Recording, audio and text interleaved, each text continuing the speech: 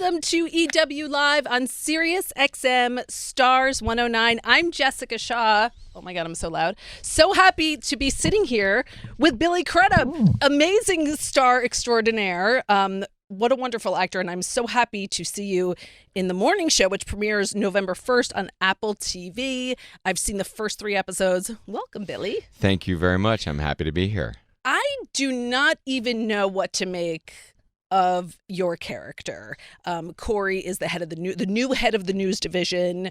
The show is, set as the title would suggest, in a morning show. All hell breaks loose in episode 1, and the male female anchor team, who many people see as like America's parents, as morning show hosts tend to be viewed, and he is fired because of sexual misconduct allegations.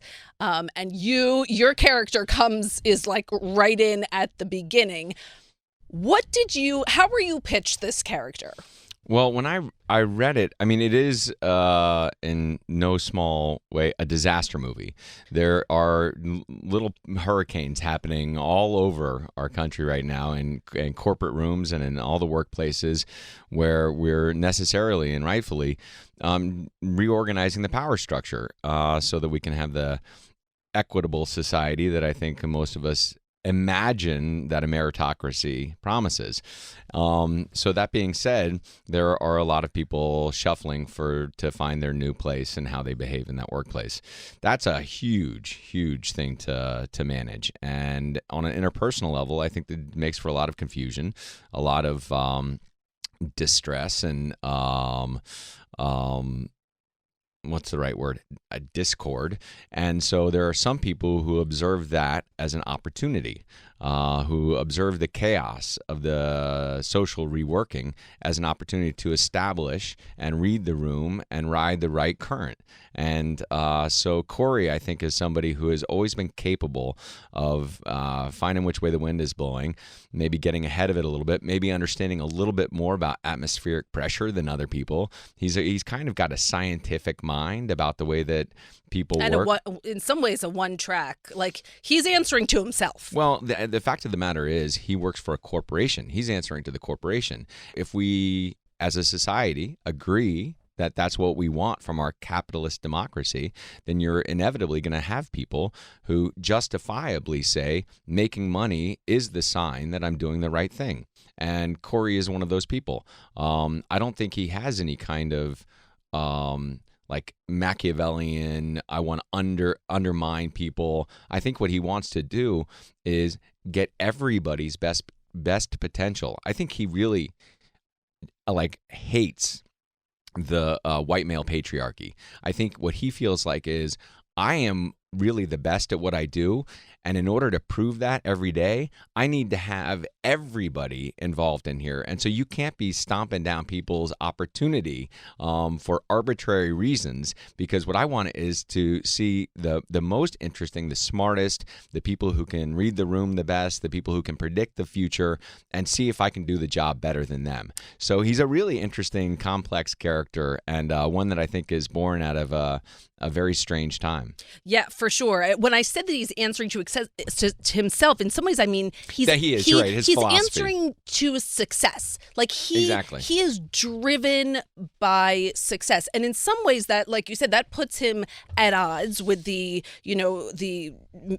white male, the patriarchy and we see some of the older guys who've been running the network and everything. And in some ways, so you think, oh, he's a good guy on that level, theoretically, in quotes, but then he does all these other things, and he really tests your tolerance for a character like him as well. And I was wondering how you thread that needle, because there are times when I watch him and be like, Corey is the devil. He's and the worst, there are times where I'm like, Corey that makes sense. is the worst, but he's also getting something good done. Corey recognizes that the rules are just the rules. Yeah. He didn't set them in place, and he's not a lawmaker. He's abiding at every step by every single rule. What he's not doing is preaching some kind of moral or ethical philosophy that he's come up with, right? That's not his point. He's not going to teach anybody anything. What he's doing is saying, is this the system? Do corporations like to make money? Do shareholders like to get a return on their profits? Then I'm going to show you how to do it. And the fact of the matter is, I have nothing but evidence to prove that I'm correct, because he's somebody who came up from, probably the advertising business or something, got bored with it, made a lot of money, decided that he wanted to try his talents in the most difficult arena to navigate, and that might be politics, and it might be the entertainment industry.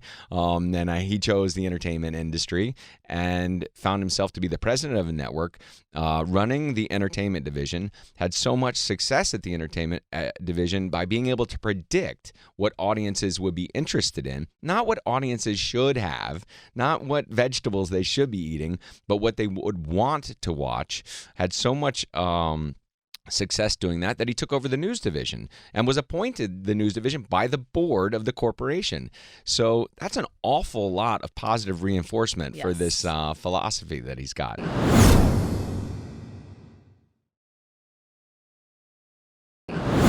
When you say something like head of an entertainment division, then takes over news, I think a lot of people that follow the industry are like, oh, Jeff Zucker. How much research did you do into the actual networks and the actual morning shows? There are, certainly, Steve Carell's character and an anchor being fired because of sexual misconduct allegations. There are certainly shades of Matt Lauer, and they're in Charlie Rose, and it, other people as well, but absolutely none. I did no research whatsoever. From my point of view, this guy is a capitalist, and he is an ambitious poker player of people. And if you live in New York, I moved here in 1991. You turn every corner, you're going to run into one of these people. The ambition in every sector of every industry in New York is people wear it on their sleeve. And I've met a million of these guys in various industries.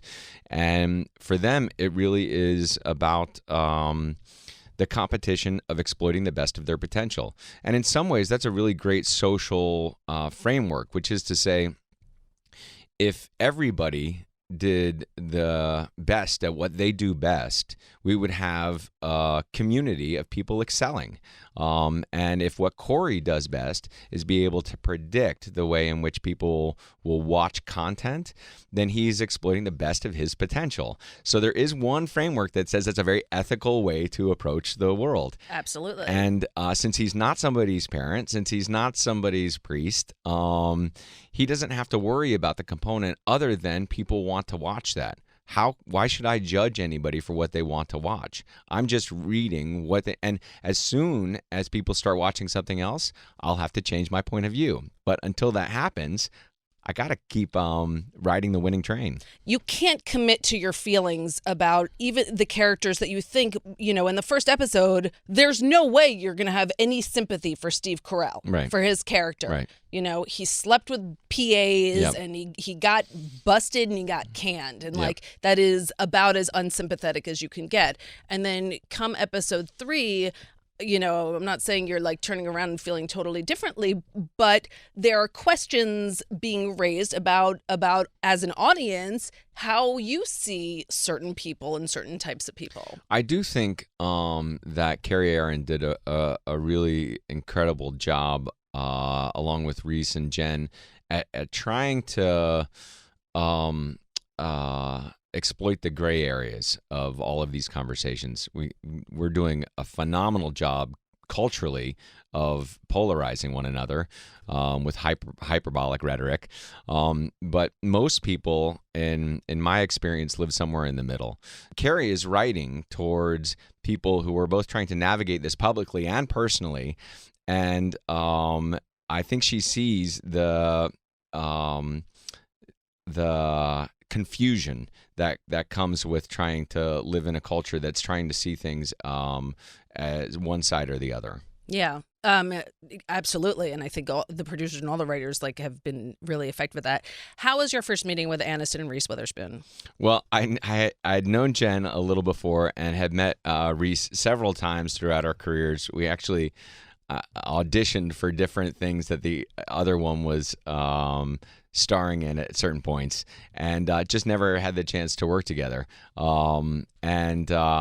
So to meet two actors that I've known and admired for so long in this space was one thing, but to see the level of tenacity that they both had as producers and creators in trying to refine such a story of scope was totally thrilling and inspiring. And I am in tremendous admiration and gratitude for them giving me an opportunity to bear witness. I can't wait for everyone to see it. It's certainly going to be a lot of conversation about the show. The morning show premieres November 1st on Apple TV. Billy Crudup, thank you so much for joining me. Thank you so much for having me. I appreciate it. We will be back on EW Live.